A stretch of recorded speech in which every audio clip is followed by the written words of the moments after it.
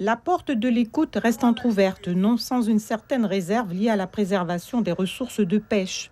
Fer de lance du comité des pêches qui, au fil des années, n'a jamais caché son combat. Gérer durablement les ressources halieutiques de Guyane, mais en ce moment, le climat financier n'est guère serein parce que des emplois sont menacés. Il faut éponger un déficit de 670 000 euros, cotisations URSSAF et fournisseurs à payer inclus. L'enjeu de moderniser la flotte artisanale et industrielle est accru et faire face à la pêche illégale renforce les difficultés.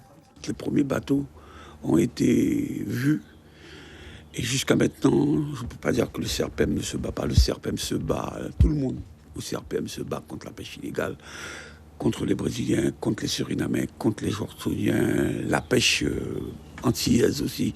Parce que même s'ils sont français, ils viennent pêcher dans nos eaux, on n'est même pas au courant. Ces fragilités actuelles attirent les investisseurs sauveurs, peut-être, et instaurent de fait ce climat de méfiance, d'agacement. Pour le président du comité, il n'y a rien de concret dont acte.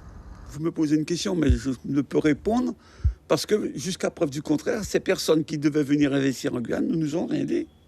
On est en train de blablater sur des propos dits par la bouche. Il n'y a rien de concret, il n'y a rien d'écrit. Pourquoi les Chinois s'intéressent à notre région? Parce qu'ils ont fait le constat avec leur relais sur place, vraisemblablement. Et l'économique a pris sa place. Tout ce qui est nouveau fait peur. Tout ce qui est innovant fait peur.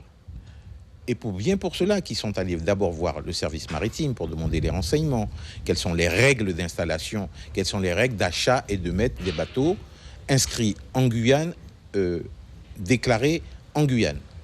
Après, ils sont allés voir le comité des pêches pour dire nous voulons venir vers vous pour vous dire que nous souhaitons nous installer et vous associer à notre démarche et voire accompagner pour ceux qui ont les difficultés en créant une coopérative, en vous vendant le matériel de pêche et voire même réparer vos petits bateaux.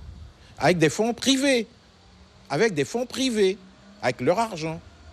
Et c'est la China Overseas Fishery qui apporterait ses capitaux propres. C'est du lourd. Pour exemple, 500 millions de dollars investis au Guyana, 20 millions de dollars en Mauritanie et 300 millions de dollars pressentis chez nous ou au Suriname. En cas d'échec, un risque calculé. Suivez l'info sur Guyana Première, télé, radio et Internet.